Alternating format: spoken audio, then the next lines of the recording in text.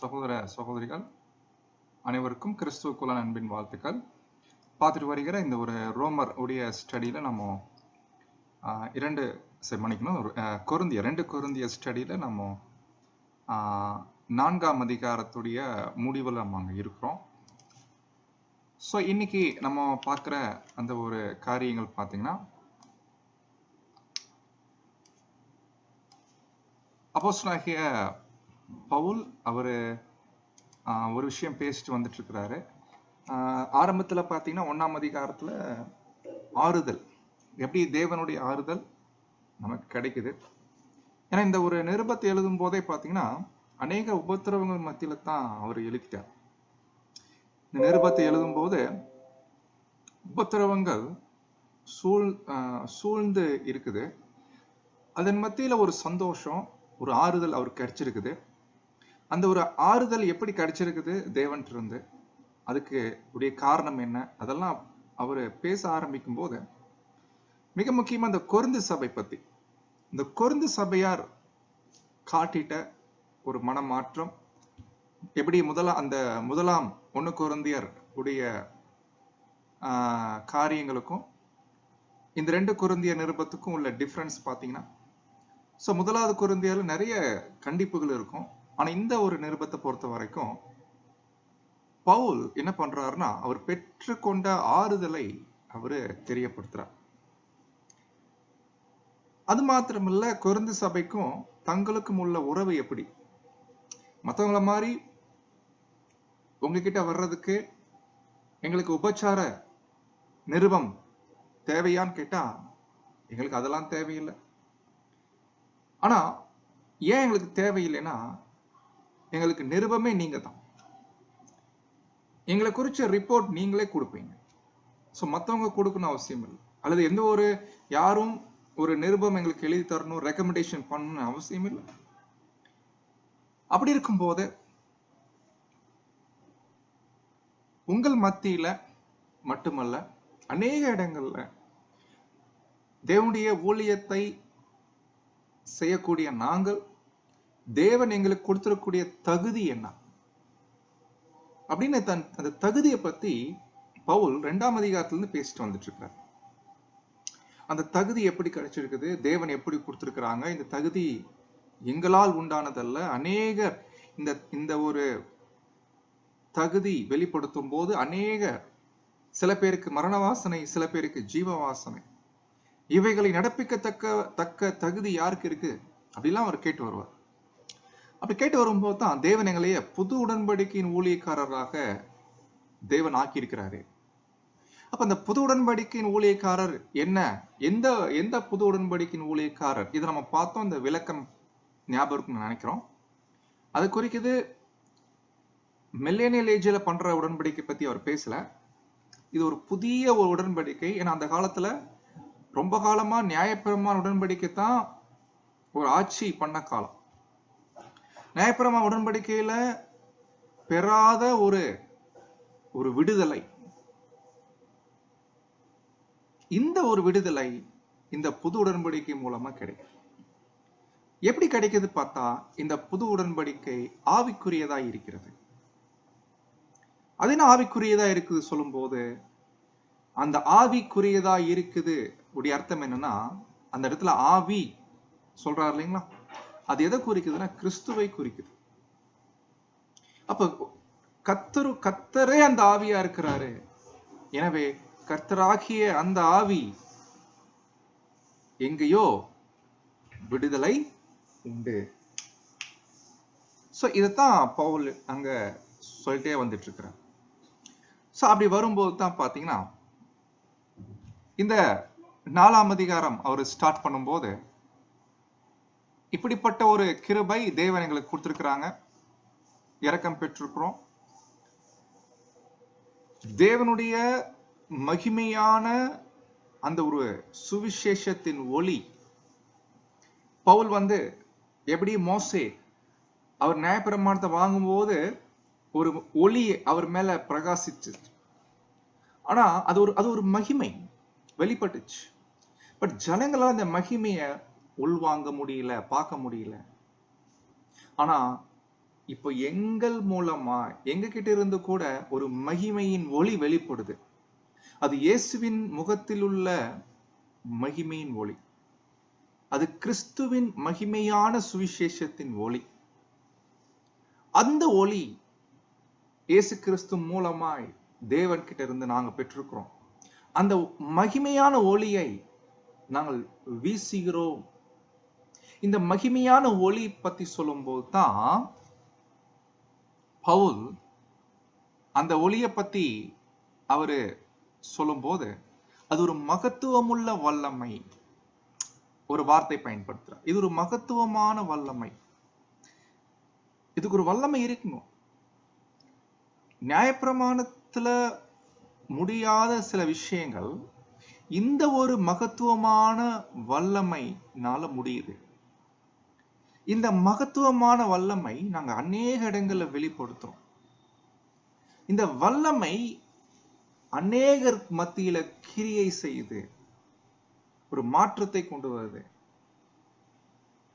ஆனா இன்னொரு பக்கம் பார்த்தா நம்ம பார்த்தோம், ஒரு நெருக்கம் இருக்குது, கலக்கம் இருக்குது, துன்பம் இருக்குது, தள்ளப்படுறோம். ஆனா இதெல்லாம் நடந்துட்டாலும் இது சரீரத்துக்கு தான் பாதிப்பை ஒழிய புது சிருஷ்டியா நாங்கள் ஒடுங்கி போவதில்லை, மனமுறிவு அடைவதில்லை, கைவிடப்படுவதில்லை, மடிந்து போவது. இதெல்லாம் நீங்க கொஞ்சம் ஒரு கண்ணும் கருத்துமா படிச்சுட்டு வந்தீங்கன்னா அன்பானவர்களே, இன்னைக்கு ஹெவன்லி மன்னா நினைக்கிறேன். நல்ல அருமையான ஒரு மன்னா, நீங்க எல்லாரும் படிச்சிருப்பீங்க. இதற்காகவே நான் வந்தேன். எதுக்கு வந்தாரு கேட்டா, சத்தியத்திற்கு சாட்சி கொடுக்கணும். பாருங்க, இந்த சத்தியத்திற்கு சாட்சி கொடுக்கிறது கர்த்தருடைய ஊழியத்துல மிக முக்கியமான ஒரு விஷயம். கர்த்தர் இயேசு கிறிஸ்து விஷயத்துல பார்க்கிறோம், பெற்றுக்கொண்ட அந்த சத்தியம் தேவன் இருந்து வந்துட்ட சத்தியத்தை அவரு ராஜ்யம் பத்தியா இருக்கட்டும் இல்லைங்களா, ஜனங்களுக்கு மத்தியில சாட்சி கொடுத்தார். இது நமக்கான பாடம் என்ன? அதுதான் அந்த மன்னா. அப்ப இந்த மன்னால நம்ம என்ன புரிஞ்சுக்கிறோம்? எப்படி கர்த்தர் இயேசு பெற்றுக்கொண்ட சத்தியத்திற்கு உண்மை உள்ளவரா இருந்தார், அதற்கு சாட்சியா இருக்கணும், அது எப்படியாவது தன் வாழ்க்கையில அதுக்கு சாட்சி கொடுக்கணும் அப்படின்றதுக்காக அவர் என்ன பண்ணாருன்னா, சபைகள் தோறும், அதாவது ஜனங்கள் கூடக்கூடிய இடங்கள் எல்லா இடத்துலயும் பாத்தீங்கன்னா சத்தியத்துக்கு அவரு சாட்சி கொடுத்துட்டு வந்தார். அப்போ நம்ம என்ன பாடம் கற்றுக்கொள்றோம்? அந்த மன்னாவுடைய தாற்பயம் என்னன்னு கேட்டா, நாம கூட தேவனுடைய பிள்ளைகளா இருக்கக்கூடிய நாம் கூட பெற்றுக்கொண்ட சத்தியம் அது நம்மகிட்ட வெளி வீசணும், ஒளி வீசணும், நம்மகிட்ட வீசப்படணும். நாம் இந்த உலகத்துல சத்தியத்தை பெற்ற ஜனங்களா இருக்கிறோம் என்பதை அனைவரும் அறிஞ்சிருக்கணும். நாம் அப்போ அதுக்கு என்ன பண்ணணும்? இந்த சத்திய வெளிச்சத்தை நாம் அறிவிக்கக்கூடியவங்களா இருக்கணும். அப்பதான் ஒரு பாயிண்ட் பவுல் அந்த 10-12 வரை அவர் பேசுறார். இது கொஞ்சம் வசனம் புரிஞ்சுக்கிறது ரொம்ப கஷ்டமா தான் இருக்குது. என்ன கஷ்டமா இருக்குன்னு கேட்டீங்கன்னா, அந்த வரிகளை கொஞ்சம் கவனிச்சீங்கன்னா, இயேசுவுடைய ஜீவன் சரீரத்துல வெளிப்படணுமாமா. அப்படின்னா என்ன தெரியுங்களா அர்த்தம்? இயேசு இந்த பூமியில வாழ்ந்தார் இல்லைங்களா, 3.5 வருஷம் வாழ்க்கை.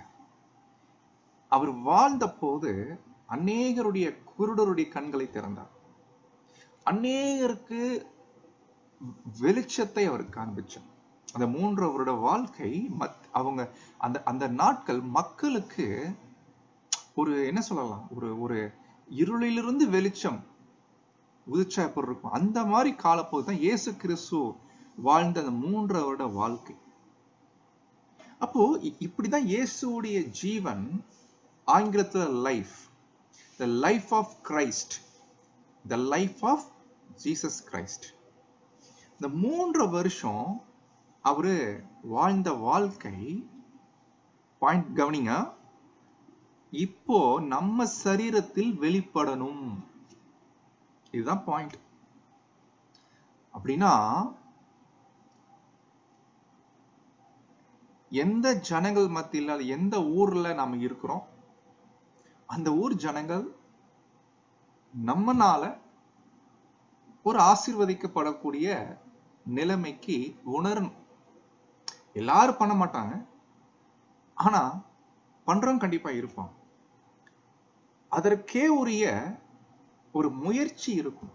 முயற்சியே இல்லாம அதெல்லாம் வாய்ப்பில்லை பிரதர்.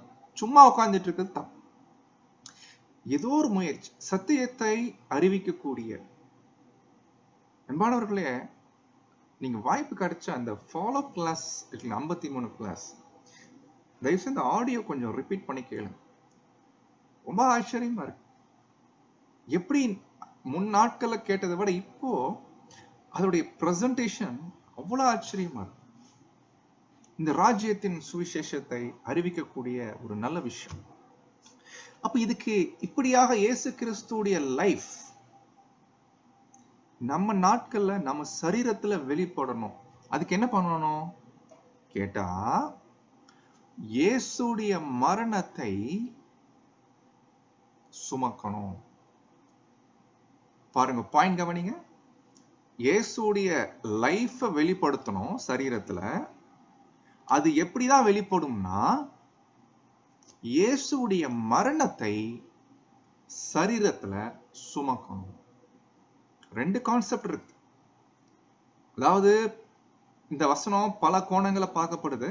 என்ன பார்க்கப்படுதுன்னா, இப்போ இயேசுவின் மரணத்தை நாம் சரீரத்தில் சுமக்கும் போது எதிர்காலத்துல இயேசுடைய ஜீவன் நமக்கு கிடைக்கும்.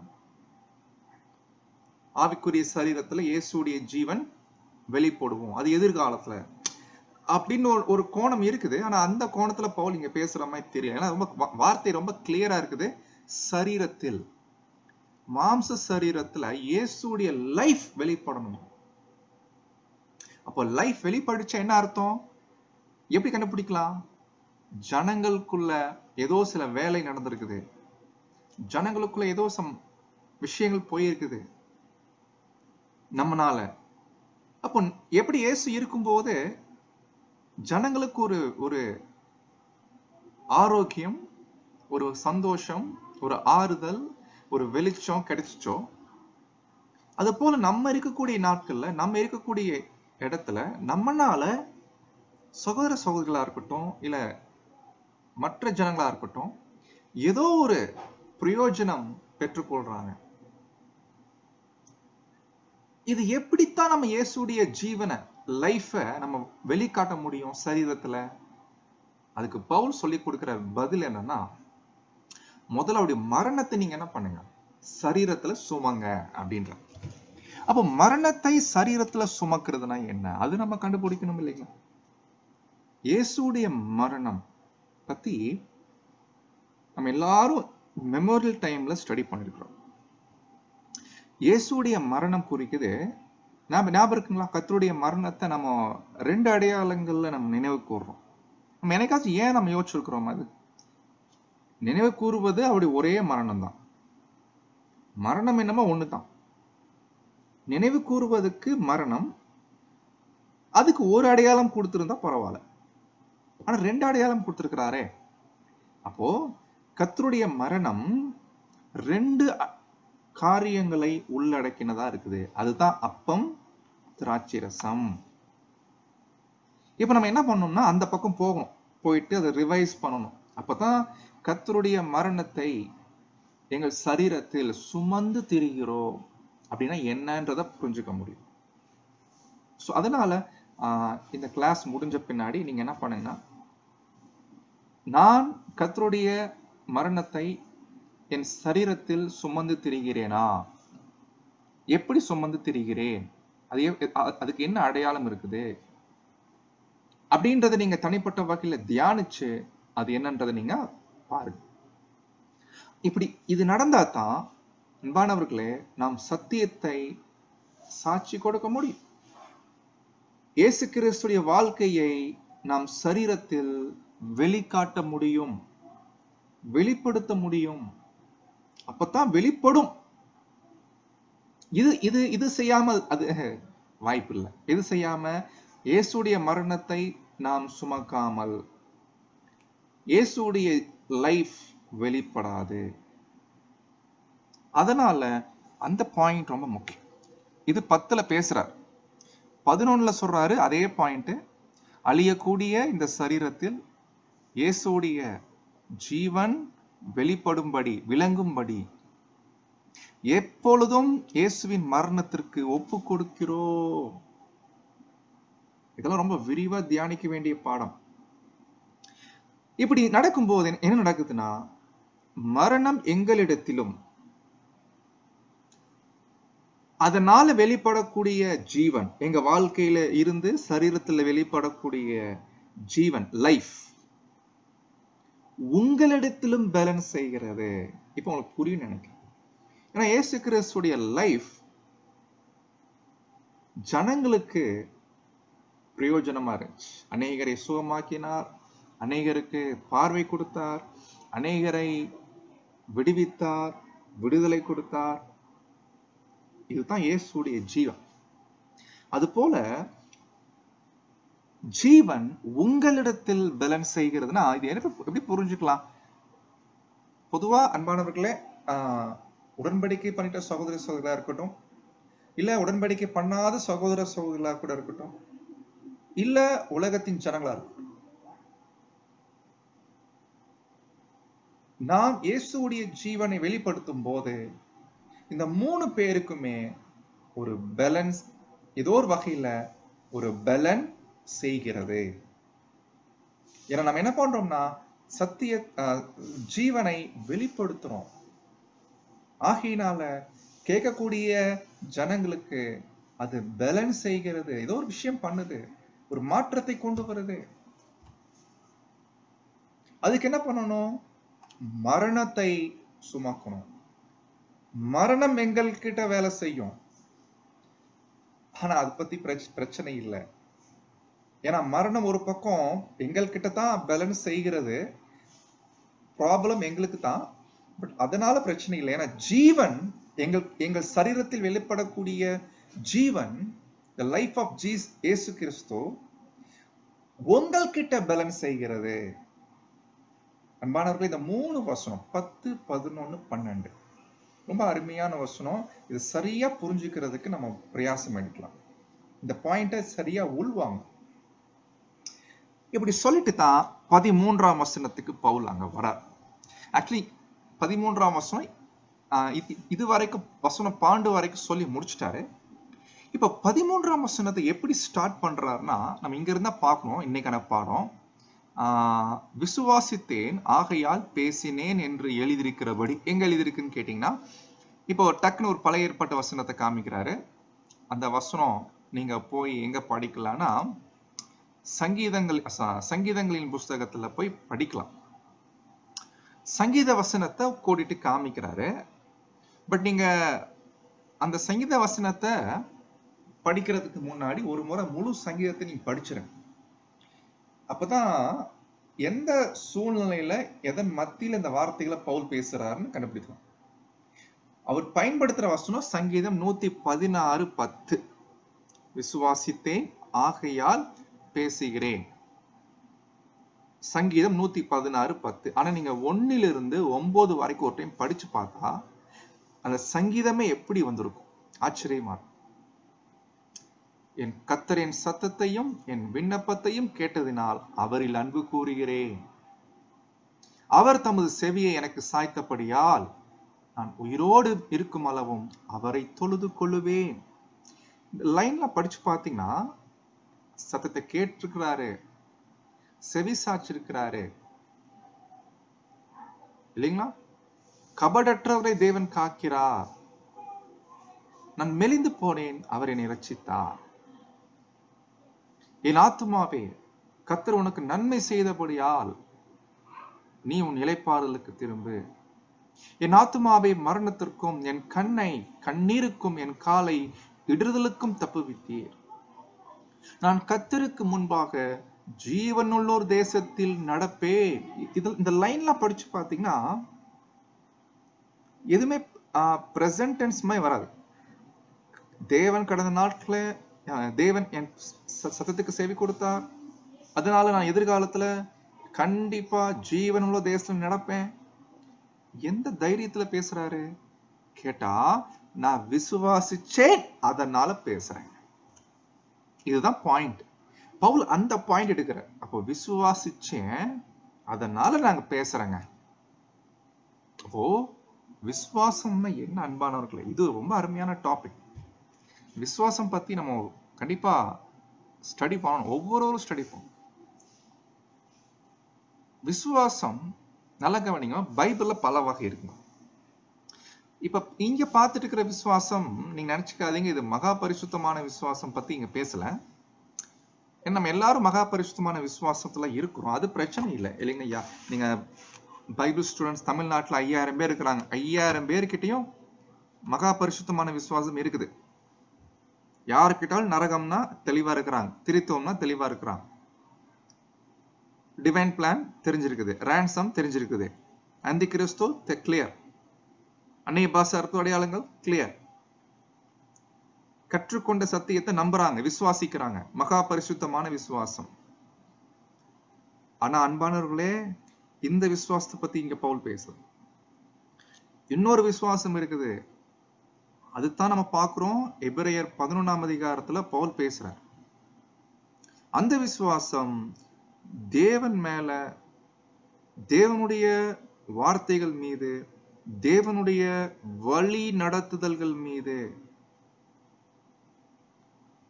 வைக்கிற விசுவாசம். அந்த விசுவாசத்துல 5000 பேர் நான் சொன்னோம், 5000 பேர் விசுவாசிக்கிறாங்க. ஆனா இந்த விசுவாசத்துல நாட் 5000 பேரு, எல்லாரும் வாய்ப்பு இல்லை அன்பானவர்களே. யார் விசுவாசிக்கிறாங்கன்னா ரொம்ப சொற்பம் தான். அந்த அளவுக்கு விசுவாசம் காண்பிக்கும். சோ இது நம்ம வாய்ப்பு இருந்த இன்னொரு முறை பார்க்கலாம். அப்போ விசுவாசித்தேன் அதனால பேசுறேன் என்று எழுதியிருக்கிறபடி அப்படின்னு பவுல் அங்க சொல்றாரு. என்ன சொல்றாரு பாருங்க, நாங்களும் அந்த விசுவாசத்தின் ஆவியை உடையவர்களாய் இருந்து விசுவாசிக்கிறபடியால் பேசுகிறோம் அப்படின்னு என்ன பண்றாருன்னா அவரு சொல்றத பார்க்கிறோம். சில மூல பிரதிகள்ல இந்த வசனம் சேர்க்கப்பட்டிருக்குன்றாங்க. பட் அது உண்மையானு தெரியல. பட் ஆனா வசனம் ரொம்ப கிளியர். அதே போல இந்த அளவுக்கு நாங்க பேசுறோம். என்ன பேசுறோம்? எவ்வளவோ நெருக்கப்பட்டிருந்தாலும் நோ ப்ராப்ளம், எவ்வளோ கலங்கடிக்கப்பட்டிருந்தாலும் மன முறிவில் அடைய மாட்டோம். எப்படி பேசுறீங்க போ? இது என்ன தைரியத்துல பேசுறீங்க கேட்டா, விசுவாசிக்கிறோம், அந்த அளவுக்கு விசுவாசம் இருக்கு, அதனால பேசுறோம். இது ரொம்ப முக்கியமான ஒரு கிறிஸ்டியன் லைஃப். அன்பான சகோதர சகோதரி, நம்மளாம் சபையா ஒண்ணு கூடி வரோம். எதுக்குன்னா நம்ம ஒருவர் பார்க்கும்போது அன்புக்கும் அப்புறம் நற்கிரியைக்கும் ஏவப்படும்படியா ஒன்று கூடி வர்றோம். ஆனா சில நேரங்கள்ல இது கூட, இந்த வாய்ப்புகள் கூட இல்லாத சகோதர சகோதரி நிறைய பேர் இருக்கிறாங்க. சபை ஒன்று கூடி வந்து ஒருவரை ஒருவர் ஆறுதல் படுத்தி தேறுதல் படுத்தக்கூடிய ஒரு சூழ்நிலை இல்லாத அநேகர் இருக்கிறாங்க. இன்னும் சில பேர் வாய்ப்பு இருந்தும் கூடி வராம இருக்கிறாங்க, அது வேற விஷயம், அது நம்ம பார்க்க வேணாம். ஆனா சில நேரங்களில் தனிமை இருக்கும்போது அவங்களுடைய விசுவாசம் தான் அவங்களுக்கு ரொம்ப பெரிய ஒரு நங்கூர மாதிரி இருக்கு. அந்த விசுவாசம் எந்த அளவுக்கு இருக்கிறாங்களோ தைரியமா அவங்க என்ன பண்ணுவாங்கன்னா ஓட்டத்தை ஓடி முடிப்பாங்க. அப்போ இத சொல்லிட்டு, சரி அப்படி என்ன விசுவாசிக்கிறீங்க, கொஞ்சம் உங்க விசுவாசத்தை கொஞ்சம் சொல்லுங்களேன் அப்படின்னு கேட்டோம்னா, இப்ப சொல்றாரு பாருங்க, எங்க விசுவாசம் என்ன தெரியுமா? வசனம் 14 சொல்றாரு, கர்த்தராகிய இயேசுவை எழுப்பினார் இல்லையா தேவன். தேவன் இயேசுவை எழுப்பினாரா? ஆமா. எப்படி எழுப்பினாரு? ஏன்னா அந்த அளவுக்கு இயேசு வாழ்ந்து மரிச்சார், அதனால தேவன் எழுப்பினார். கரெக்ட். எங்களையும் இயேசுவை கொண்டு, அந்த லைன் முக்கியம், இயேசு இல்லாம இல்ல, இயேசுவை கொண்டு எழுப்பி எங்களை மட்டும் இல்ல உங்களையும் சேர்த்துதான் உங்களோடு கூட தமக்கு முன்பாக தேவன் தமக்கு முன்னாடி நிறுத்துவார் என்று அறிந்திருக்கிறோம். ஏதாவது என்ன விசுவாசம் வச்சிருக்கிறீங்க, அப்படி என்ன எதை வந்து நீங்க சொல்றீங்க, என்ன நம்பிக்கை, என்ன விசுவாசம் வச்சுட்டு இருக்கிறீங்க கேட்டா, அந்த பாயிண்ட் என்னன்னு கேட்டா இதுதான். எங்களுக்கு ஒரு விஷயம் தெரியும், அது கண்டிப்பா நடக்கும். சும்மா சொல்லல, உண்மைதான். இயேசு எழுப்பினார தேவன், ஆமா. இயேசு கிறிஸ்துவை கொண்டு எங்களையும் எழுப்புவார்.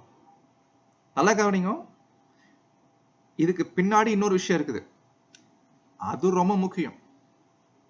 ஏன்னா விசுவாசம் சொல்லிட்டாலும் மொட்டையா விசுவாசிக்க கூடாது. இந்த விசுவாசத்துக்கு பின்னாடி இன்னொரு விஷயம் இருக்குது. ஏன்னா கிரியை இல்லாத விசுவாசம் செத்ததுன்னு படிக்கிறோம் இல்லைங்களா? அப்ப இதுல என்ன கிரியை இருக்கணும்? இயேசுவின் மரணத்தை சுமக்கணும். அதனால இயேசுவின் உடைய லைஃப் வெளிப்படும் சரீரத்துல. இது இருந்துட்டு இந்த விசுவாசம் வச்சிருந்தா அது அர்த்தமுள்ள விசுவாசம். இயேசுவின் மரணத்தை சுமக்கல, இயேசுடைய ஜீவனும் அதனால வெளிப்படல. ஏன்னா தைரியத்துல விசுவாசம் வைக்க முடியும் இல்லைங்களா? இன்னைக்கு இது ஒண்ணும் இல்லைங்க, சும்மா எல்லா சபை வாய்ப்புக்கு போயிடுவாங்களா கேட்டா, சபை வாய்ப்பு போயிடுவாங்க அப்படி சொல்லுவோம் இல்லைங்களா, கை தூக்கி. அன்பானவர்களே, கிரியை இல்லாத விசுவாசம் செத்தது. அப்போ ஒரு விசுவாசம் வைக்கிறோம்னா அதுக்கு சில கிரியை, அதுக்கு இசைவான ஒரு கிரியை இருக்கும். இந்த மாதிரி விஷயங்கள் இல்லைங்களா? ஆபிரகாம் தேவனை விசுவாசிச்சார், ஆனா என்ன கிரியை நடப்பிச்சார்? அந்த ஊரை விட்டு கிளம்பினார் இல்லைங்களா? அது போல விசுவாசத்துக்கேற்ற கிரியை நடப்பிக்கணும். நம்ம என்ன விசுவாசிக்கிறோம் அதற்கே உரிய கிரியை இருக்குங்க. நம்ம நீதிமானாக்கப்படணும். நீதிமானாக்கப்படணும்னு என்ன அர்த்தம்? விசுவாசத்தினால நீதிமானாக்கப்படலாம். கிரியை என்ன? விசுவாசம் வச்சா நீதிமானாக்கப்படலாம். பட் இதற்கேற்ற கிரியை என்ன? இயேசு சொன்னார், ஞாபகம் இருக்குங்களா? நீங்கள் தேவனுக்கேற்ற கிரியை நடப்பீங்க. என்ன கிரியை நடப்பிக்கணும்? அவர் அனுப்பினவரை நீங்கள் விசுவாசிப்பதே தேவனுக்கேற்ற கிரியா இருக்கிறது. அப்போ இயேசுவை விசுவாசிப்பது என்பது தேவனுக்கேற்ற கிரியை. இயேசுவை என்னவென்று விசுவாசிப்பது? அவர் ரத்தத்தினால எனக்கு பாவம் மன்னிப்பு கிடைக்கும். சோ அப்போ கிரியை ரொம்ப முக்கியமா இருக்குது இந்த விஷயத்துல. அப்போ பவுல் இதைத்தான் சொல்றாரு, இயேசுவை எழுப்பின தேவன் அவரை கொண்டு எங்களையும் பிளஸ் உங்களோட கூட சேர்த்து எழுப்பி தமக்கு முன்பாக நிறுத்துவார் என்பதை அறிகிறோம். ஏன்னா இயேசுவை ஏன் தேவன் எழுப்பினார்? ஏன்னா அவரு உடைய மரணம், தியாக மரணம், இயேசு கிறிஸ்து மரிச்சது போல நாமளும் மரிக்கும் போது நமக்கு அந்த மாதிரி ஒரு பெரிய வாய்ப்பு தேவன் தராரு. இப்படி சொல்லிட்டு தான் 15ஆம் வசனத்துக்கு வராரு. இப்படியாக தேவனுடைய மகிமைனா ஃபர்ஸ்ட் நம்ம பார்த்தோம் இல்லைங்களா, அந்த சுவிசேஷத்தின் ஒளி. அப்புறம் இன்னொரு வார்த்தை பயன்படுத்தாரு, மகத்துவமான வல்லமை. இதெல்லாம் ஒரே விஷயம்தான், ஆனா வார்த்தைகள் தான் வேற வேற வார்த்தைகள் பவுல் யூஸ் பண்றாரு இல்லைங்களா?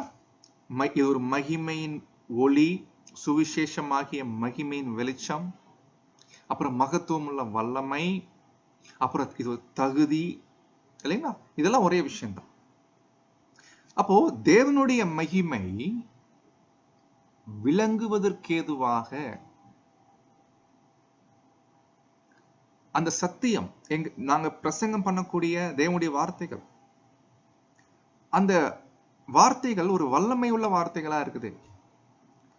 அது விளங்குவதற்கேதுவாக எங்க கிட்ட இருந்து விளங்கணும், அநேகருக்கு அந்த மெசேஜ் போகணும், அந்த மெசேஜ் பரவணும், எல்லாருக்கும் போகணும், ஊர் ஊரா நாங்க போய் இந்த சத்தியத்தை சொல்லணும். அப்படி விளங்குவதற்கேதுவாக கிருபை எங்களுக்கு வேணும். இந்த கிருபை அநேகருடைய ஸ்தோத்திரத்தினாலே பெருகும்படி. கிருபை பெருகணும், அப்பதான் இந்த மகிமை எல்லா இடத்துலயும் விளங்கும். ஆனா போற இடத்துல எல்லாம் அந்த மகிமை விளங்கும் போது இன்னும் எங்களுக்கு கிருபை பெருகுது. ஏன்னா கேட்கிற ஜனங்கள் என்ன பண்றாங்கன்னா தேவனுக்கு ஸ்தோத்திரம் செலுத்துறாங்க. அந்த மெசேஜை கேட்டுட்டு தேவனுக்கு ஸ்தோத்திரம் செலுத்தும் போது இன்னமும் கிருபை பெருகுது, அடுத்த இடத்துல போய் அந்த மகிமையை விளங்க பண்ணுவதற்கு. இப்படியே கிருபை தொடர்ந்து பெருகும்படி அநேகருடைய ஸ்தோத்திரத்தினாலே இவை எல்லாம் உங்கள் நிமித்தம் உண்டாயிருக்கிறது. அப்படின்னா இவையெல்லாம் உங்களுக்கு தான், இதெல்லாம் உங்களுக்கு தான். ஆகையால் தேவனுடைய கிருபை மென்மேலும் மிகுதியான மக்களுக்கு வழங்கப்படுகிறது. இது மேலும் தேவனுடைய மகிமைக்காக அதிக அளவில் நன்றிகளை குவிக்கும். அப்போ சகோதர சகோதரிகளே, தேவனுடைய மகிமை அநேக இடங்கள்ல விளங்கணும். இது எல்லாமே உங்கள் நிமித்தம் நீங்க செய்யக்கூடிய, நீங்க எந்த அளவுக்கு தேவனுக்கு நன்றி செலுத்துறீங்க, எல்லாமே இது மகிமை விளங்குவதற்கு எதுவாக அங்க இருக்குது. சொல்லிட்டு அப்போஸ்தலனாகிய பவுல் இதெல்லாம் ஒரு பக்கம் பாருங்க, டபுள் சைட் பேசிட்டு இருக்கார்.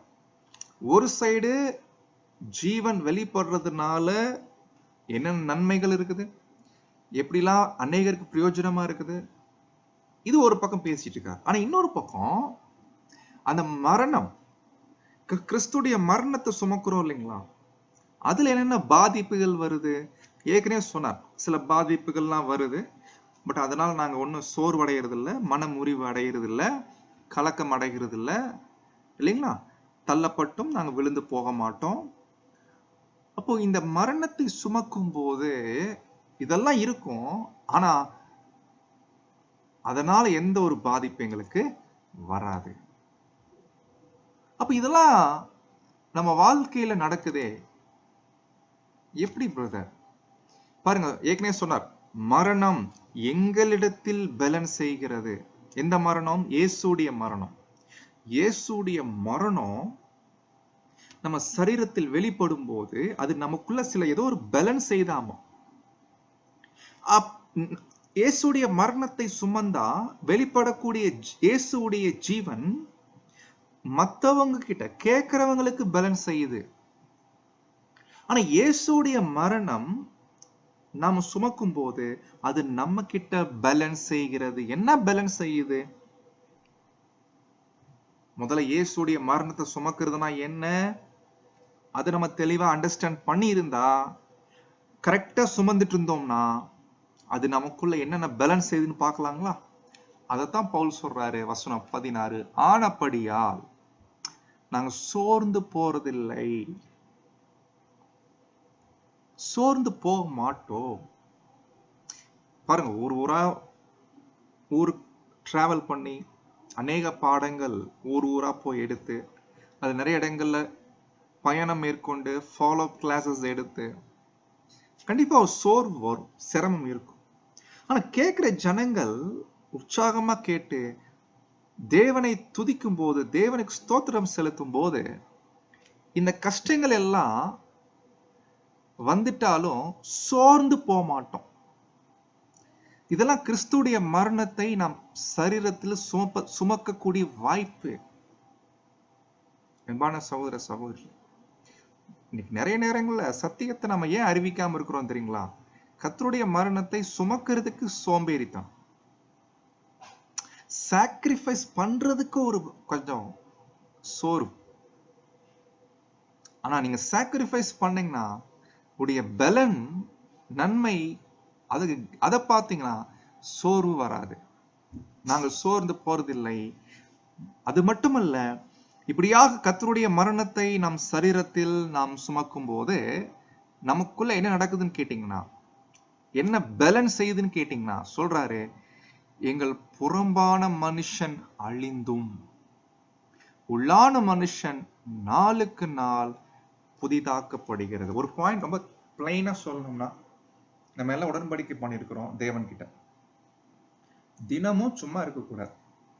தினமும் சத்தியத்துக்கான வேலைகள், சத்தியத்துக்கான எந்த ஒரு விஷயமும் அவரவர் திராணிக்கு உட்பட்டு செய்யணும். ஃபாலோ கிளாஸ் எடுக்கிறீங்களா? எடுங்க. இல்ல சபை ஜனங்களுக்கு வேண்டிய ஆகாரம் கொடுக்க ரெடி பண்றீங்களா? அது ரெடி பண்ணுங்க. இல்ல விசுவாசிகள் மத்தியில பாடம் எடுக்கிறீங்களா, எடுங்க. சத்தியத்தின் வேலைகள் தொடர்ந்து நாம் செய்யணும். அதை விட்டோம்னா அது பிரச்சனை. அது கூட நம்ம எந்த அளவுக்கு சிரமம் எடுத்து சில நேரங்கள ஏன்னா இதெல்லாம் சத்தியத்தின் வேலை செய்யறதுக்கு கண்டிப்பா சில பலி செலுத்தி ஆகணும், வேற வழி இல்லை. ஒண்ணு நேரத்தை பலி செலுத்தணும், இல்ல ஆரோக்கியத்தை செலுத்தணும், இல்ல பணம் அதை பலி செலுத்தணும். எதையாவது ஒண்ணு சாக்ரிஃபைஸ் பண்ணாதான் சத்தியத்தின் வேலைகள் செய்ய முடியும். நீங்க சாக்ரிஃபைஸே பண்ணாம நான் வெறும் சபைக்கு வந்துட்டு போயிட்டு இருக்கிறேன் பிரதர்னா அது பிரயோஜனம் இல்லை. பெற்றுக்கொண்ட சத்தியத்தை நாம் அறிவிக்கனா ஃபுல் ஃபீட்ல நின்று தான் அறிவிக்கணும் அவசியம் இல்லை. ஒரு ட்ராக்ஸ் ஊழியம் இருக்குது, அது பண்ணலாம் இல்லைங்களா? எவ்வளோ ஒரு ஊழியம் இருக்கு. நம்ம ஊர்ல எத்தனை டைம் அந்த பேர் சபை ஜனங்கள் மீட்டிங் போடுறாங்க, கேட்கறாங்க, கேட்கல, அது நமக்கு தேவையில்லை. நம்ம வேலை என்னன்னா இந்த மாபெரும் சுவிசேஷத்தின் ஒளியை வெளிப்படுத்துவதற்கு நாம் நம்முடைய சரீரங்களை பயன்படுத்தணும். நம்முடைய சரீரத்தை தேவையில்லாத விஷயங்களுக்கெல்லாம் பயன்படுத்துறோம் இல்லைங்களா? ஆனா இந்த சரீரத்தை சத்தியத்தின் வேலைகளுக்காக நாம் எந்த அளவுக்கு உட்படுத்துகிறோம்? கண்டிப்பா இதனால என்ன நடக்குதுன்னு கேட்டீங்கன்னா, புறம்பான மனுஷன், பழைய மனுஷன் அழியுதுங்களாமா. இந்த பழைய மனுஷனை அழிக்கணும்னு நம்ம வந்திருக்கிறோம். ஆனா அது எப்படி அழியும்? சாக்ரிஃபைஸ் பண்ணாதான் அழியும். சத்தியத்தின் வேலைகளை ஈடுபட்டாதான் அழியும். ஒரு காலத்துல அப்படிதான் பண்ணோம். நீங்களா ஒரு என்ன சொல்லலாம், ஒரு 7-8 வருஷத்துக்கு முன்னாடி எல்லாம் பாத்தீங்கன்னா எங்க பார்த்தாலும் பிரதர்ஸ் எல்லாம் ஒண்ணு சேர்ந்து சத்தியத்துக்காக அறுவடை வேலைகள் இல்லைங்களா, சர்வே எடுக்க போறது, ட்ராக்ஸ் டிஸ்ட்ரிபியூட் பண்றது, ரொம்ப பிஸியா இருப்பான். அது உற்சாகமா இருக்கும் இல்லைங்களா? பட் இப்ப இருக்கிற சூழ்நிலைகள்லாம் பாத்தீங்கன்னா சத்தியத்தை கேட்கறது கூட நம்ம என்ன பண்றது இல்லைன்னா சாக்ரிஃபைஸ் பண்றதுக்கு ரெடியா ரொம்ப கம்மி ஆயிடுச்சு. அப்ப இதெல்லாம் சில முக்கியமான பாடங்கள் அன்பானவர்களே. அப்போ புறம்பான மனுஷன் அழியுது, உள்ளான மனுஷன் நாளுக்கு நாள் புதிதாக்கப்படுகிறது. உண்மைதான் இல்லைங்களா? சோ அடுத்த 17ஆம் வசனம், இதெல்லாம் உலகத்தார சொன்னா ஒன்னும் சிரிப்பாங்க, உலகத்தார் இது புரிஞ்சுக்க மாட்டாங்க. இப்பெல்லாம் எங்களுக்குள்ள விஷயம் போயிட்டு இருக்குது, நம்ப மாட்டான். ஏன்னா இதெல்லாம் காணப்படுகிறவைகள் அல்ல, இதெல்லாம் காணப்படாதவைகள். இதெல்லாம் காணப்படாதவைகள். காணப்படுகிறவைகளை நோக்கி இருக்கிற ஜனங்களுக்கு அதை பத்தி சொன்னா ஏத்துக்குவாங்க. ஆனா காணப்படாதவைகளை நோக்கி இருக்கிற நமக்கு இந்த உலகத்திலேயே நாம மட்டும்தான் எதை நோக்கி இருக்கிறோம்னா காணப்படாதவைகள் நோக்கி இருக்குதுன்னா அப்படி பார்த்துட்டு இருக்கிறது பத்தி பேசலை, எதிர்பார்த்துட்டு இருக்கிறது, அதை பெற்றுக்கொள்வதற்கு வேண்டிய முயற்சிகளை தினந்தோறும் எடுத்துக்கொண்டிருப்பது, அதற்கே உரிய பலிகள் செலுத்திக் கொண்டிருப்பது, காணப்படாதவைகளை நோக்கி இருக்கிற நமக்கு இது என்னங்க பெரிய போராட்டம், உபத்திரவம், இதெல்லாம் சீக்கிரத்துல அது சீக்கிரம். எத்தனை வருஷம் மிஞ்சி போனா ஒருவேளை நம்ம 70 வயசு வரைக்கும் வாழ்றோம்னா, ஒருவேளை இன்னைக்கு நம்ம எல்லாருக்கும் ஒரு 30 வயசு வச்சுக்கோங்க. ஏன்னா ஒரு 40 வருஷம் உபத்திரம், அவ்வளவுதான். அந்த 40 வருஷம் ரொம்ப கம்மி தான், சீக்கிரத்தில் நீங்கும், ரொம்ப கம்மி. இது லேசான உபத்திரவம். எதோட கம்பேர் பண்ணும் போதுனா அது நித்திய கனமகிமையோட கம்பேர் பண்ணும். அந்த நித்திய வார்த்தை என்னன்னா இது எதிர்காலத்துல பெறக்கூடிய கனமகிமை. வார்த்தை பாருங்க, கன மகிமை, கனம் மகிமை. அதெல்லாம் வார்த்தையில விவரிக்க முடியாத அன்பானது. ஆசையா இருக்கு இல்லைங்களா? ஆசைப்பட்டா மட்டும் போதுங்களா? அப்ப என்ன பிரதர் பண்ணணும்? கர்த்தருடைய மரணத்தை சரீரத்தில் சுமக்கும். சோ அது நம்ம கண்டிப்பா ஸ்டடி பண்ணணும். இப்பவே நீங்க ஸ்டடி பண்ணி சரியா உள்வாங்க. அப்போ அதி சீக்கிரத்தில் நீங்கும் லேசான உபத்திரவம் மிக அதிக நித்திய கன மகிமை உண்டாக்கி. அப்போ உபத்திரவம் இது நம்ம கம்மி தான், தேவன் அனுமதிக்கிறாரு. அது நமக்குள்ள ஒரு ஒர்க் பண்ணுது. புது சிருஷ்டி உருவாக்குற வேலை இல்லைங்களா? சோ இந்த மாதிரி விஷயங்கள் நம்ம பார்க்கிறோம். அப்போ இந்த உபத்திரவம், இந்த லேசான உபத்திரவம் தான் நம்ம ஏற்கனவே பவுல் சொன்னார் இல்லைங்களா? கலக்கம் வரும், ஒடுக்கப்படுவோம், தள்ளப்படுவோம், உபத்திரவப்படுவோம், இதெல்லாம் இருக்கும் கர்த்தருடைய மரணத்தை சுமக்கும் போது. பட் நம்ம எல்லாம் காணப்படாதவைகளை நோக்கி இருக்கிறதுனால இந்த காணப்படுகிறவைகள் எல்லாம் அனித்தியமாய் வேற இருக்குது. ஆனா காணப்படாதவைகள் எவைகளோ அது நித்தியம் நித்தியமானது. இதுதான் இந்த விசுவாசம். இது ஒரு விசுவாச வாழ்க்கை அன்பானவர்கள். இந்த விசுவாச வாழ்க்கையில நாம் கர்த்தருடைய மரணம் சரீரத்தில் சுமக்க வேண்டியது அவசியமா இருக்குது. இது எப்படி சுமக்கிறதுனா என்ன, முதல்ல கர்த்தருடைய மரணம்னா என்ன, இதை ஸ்டடி பண்ணணும். முதல்ல அப்பம் பாத்திரம் கிளியரா புரிஞ்சிட்டா தான் நாம சுமக்கிறது அடுத்த விஷயம் நம்ம பார்க்க முடியும். அது நடந்தா தான் கர்த்தருடைய லைஃப் நம்ம சரீரத்தில் வெளிப்படும். அது அநேகருக்கு பலன் கொடுக்கிறது.